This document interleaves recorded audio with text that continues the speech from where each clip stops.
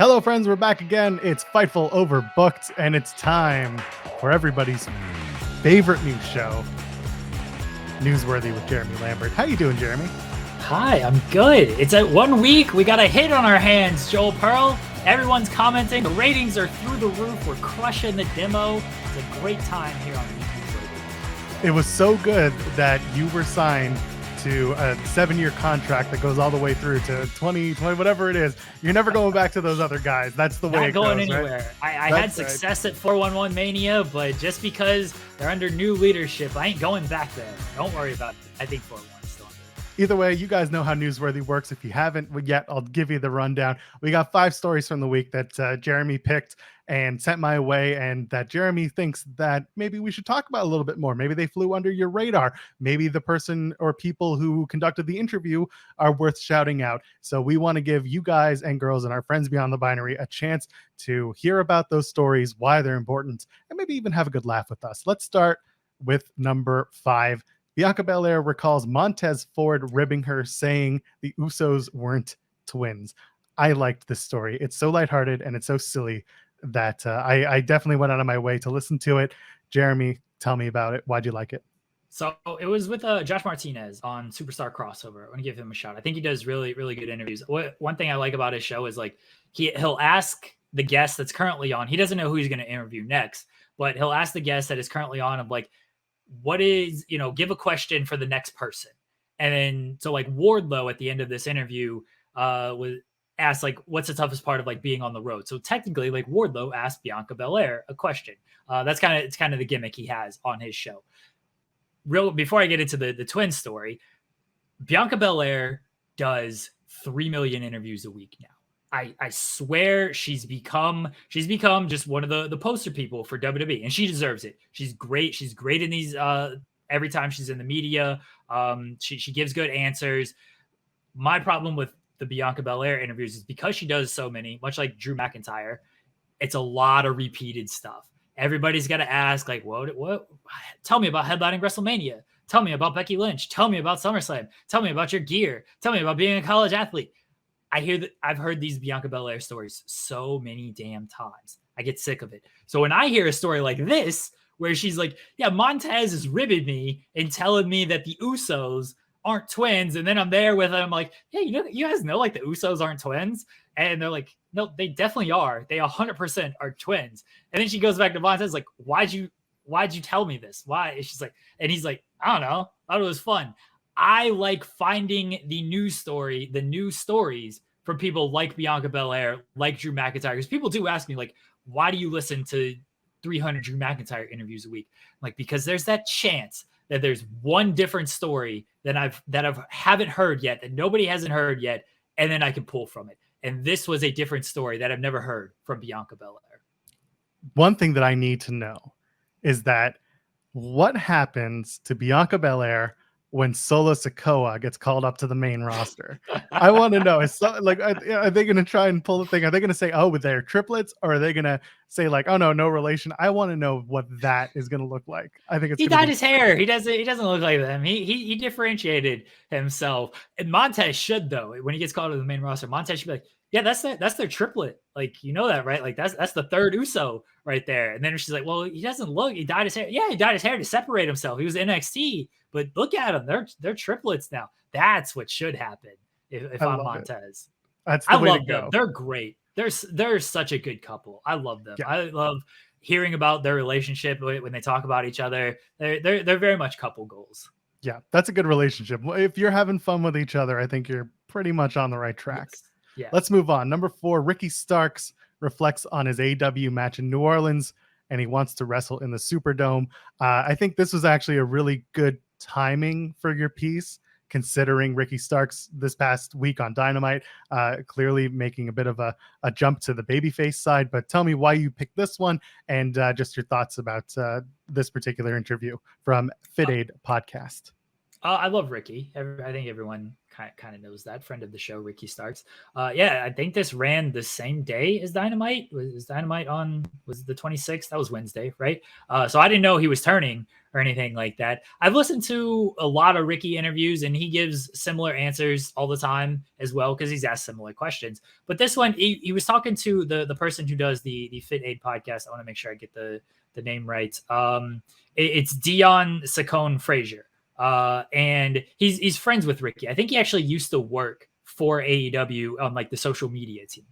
And he's friends with Ricky, so like he has a good relationship and everything with him. But it was very much about like Ricky's journey, which I've heard a million times. But this was new information because I don't think he really talked about the return to New Orleans.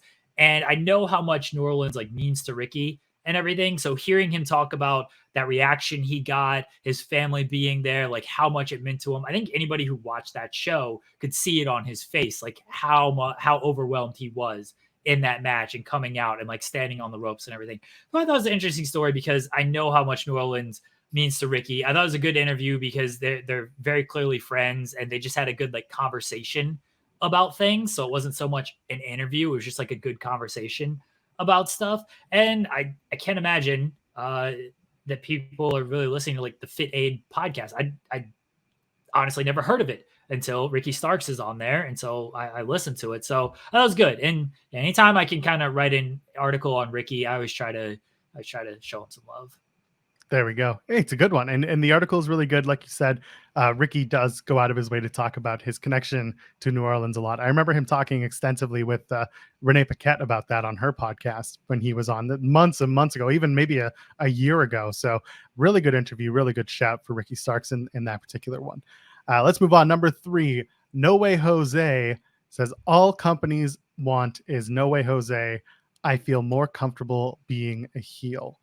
We haven't seen much of No Way Jose since he was in Impact. Supposedly he's working on the indie scene as Levy Valens.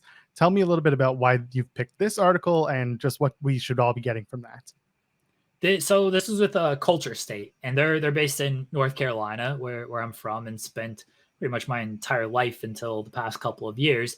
So I like their work. I've listened to their podcast a bunch of times. They get a bunch of wrestling people, especially if like WWE or AEW are coming to North Carolina. They're on the Culture State podcast. So I really like those guys and the work they do. Yeah, we hadn't heard much from No Way Jose outside of like the brief Impact stint, and I just listened to it, see if I could find something from it. And he talked a lot about like his indie career, and he played the heel a lot in the indie career and everything. He touched briefly on like the WWE stuff, but there wasn't too much there. He seemed like he was friends with these guys. I think he actually wrestled one of them in like on like the local North Carolina scene and stuff. So it was a cool podcast because he knew them. They got along well, much like the Ricky Starks podcast, where it was just very, very back and forth. Not so much an interview, just like a very good conversation.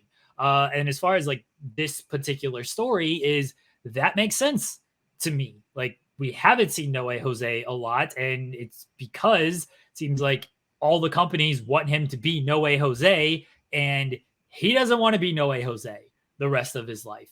And I understand that. And he even says it like, once you get put in that position as, you know, as this character on WWE television, especially like such a condensed character like No Way Jose is, like, once you are put in that role, it is tough to break from that. I remember he did like a vignette after it got released, like, hey, this is me, this is Levi and everything. And like, it didn't really catch on anything. The people want No Way Jose. That's what he's known for. And you could tell there was like some frustration there of like, I don't want to do this. I have more to offer than just let me do the conga line and then throw the baseball punch and everything. Like, I have more to offer than that. So I felt kind of bad because this is who he was on WWE TV, and this is who it seems like every wrestling promoter for the most part wants from. I mean, you know, when he did his stint in Impact, he was one of the surprises. Like, here's No Way, conga line, here we go. Like, there was no reinvention of this character. And it's like that a lot. It's very tough after you get put in a certain role by WWE. It's very, very tough to break from that. You know, there's only been a select few that have kind of done it. It's worth noting, and it's in the article too, that Levy Valens as No Way, wrestled last for Defy, The World Is Yours, and that was about a couple weeks ago as of this recording, around the 16th and 17th of July. So that, and before that, according to Cage Match, he hadn't wrestled since another Defy appearance in December. Yeah. So he's either very select about bookings or he's very much looking to change up his character despite maybe what promoters are looking for. And you're right, getting pigeonholed, not easy to break out of, especially if you've been in a major place like WWE. So I mean, promoters want to sell tickets, right? And if you're putting Levi Velez on the poster, that ain't selling. Like, no way, Jose, the former No Way Jose on the poster, because that's what the fans expect. And I don't know what his rate is, but there's some give and take there of like, look, they don't know Levy. They know No Way Jose. That's what we want. That's what the fans expect. Exactly. Let's move on. Number 4. This one. Boy, you're counting. Who talked? Oh, sorry. Number two. You're right. Thank you. Canadian counting here from Joel Pearl. Yeah, we go 4, 3, 4, and then 5. I know what you're talking about. We go 5, 4, and then another 2, and then there's an infinity symbol. Celsius, Fahrenheit. It's all. You've confused it all. You've just broken the whole system like you do in Canada. Yeah, that's what we do. So let's move on. Number 2. Thank you for correcting me on that. I really like this one. It tickled me a little bit. Riddle recalls accidentally kicking his flip-flops into a fan and breaking her glasses. Now, I hadn't heard this particular story, but there is a second story that Riddle tells in this particular article and in the podcast that I do remember hearing about. So go ahead, talk about it. Riddle and his flip-flops. Yeah, Outkick 360 is who we did it with, and they do a lot of like college football, like college sports kind of stuff. By the way, tremendous name for a podcast when you're talking about kicking flip-flops. Very true. I knew about the Wembley story because he tweeted about it, and that was like a semi big deal and everything. And that's why I just kind of tacked it on to the end of this story. I'd never heard the first story. And I kind of always wondered that too, like what happens to those flip-flops? And he makes it clear that like I get them back and everything. I did wonder, like, had there been incidents where like a fan kept them or anything like that? But I also wondered, like, hey, if they like get kicked into the row and like hit anybody, has anything like happened because of that? And he says it like, yeah, like one of them just didn't fly. It kind of just went straight, hit this old lady with glasses. Felt really bad. Let her keep the flip-flops, tried to get some action going in front of her at the event. But I always kind of wonder that when, wrestlers are throwing stuff, they're throwing like shirts and armbands and things like that. But we see it when, they're breaking down a Miz TV set and the easels or whatever you call them. They're throwing those outside the ring. Like what happens if those accidentally fly off and like hit somebody, unfortunately? And with flip-flops, those things, they fly. They can hit somebody pretty easily. And in the case of Riddle, they have hit somebody. So I thought it was an interesting story from Riddle. Now, this is this just shows the failure of the WWE merchandising machine, because this is a perfect opportunity to have Riddle go down wearing Matt Riddle flip-flops. Oh, yeah. And to kick him into the crowd. And guess what? Someone gets a souvenir. Maybe he signs one before he kicks, or like before he goes out there and he kicks him into the crowd.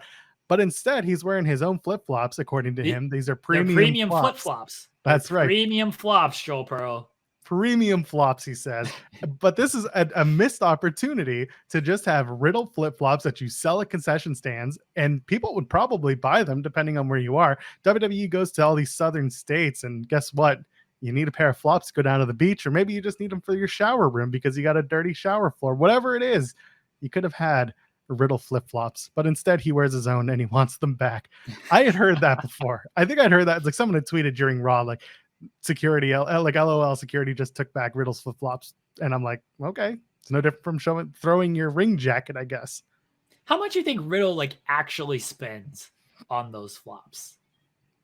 $50. Yeah, it sounds about right. I can't imagine they're that much, right? If they're quote unquote premium, that's the only reason that I'd be like, okay, $50. That's the amount that I would spend to be like, I want these back. If I was spending $10 and I'm going to like Old Navy to pick them up, I'm not going to ask for those back. That's an easy pickup every time. Or I buy them in bulk. Yeah. Telling you, man. I don't know, man. Riddle, he might go upwards. Maybe that's why he's so protective of them. Maybe they are like $150, $200 or something. He's buying Gucci slides. Yeah. Good Lord. Riddle. What's Kanye's brand? He's buying off of Kanye's brand. He's buying Yeezy flops. Yeah, Yeezy flops. Those shits are expensive, right? My God, I'd imagine. I don't know. I have a pair of Adidas flip flops that I bought with a gift card once upon a time. Yeezy slides are. I don't know if this website is trustworthy, but apparently like $221 for some Yeezy slides. Maybe that's what they are. I don't know. If you are someone who has caught and then had to return a pair of Riddle's flip-flops, leave a comment and tell us how much you think that those cost, because I am very curious.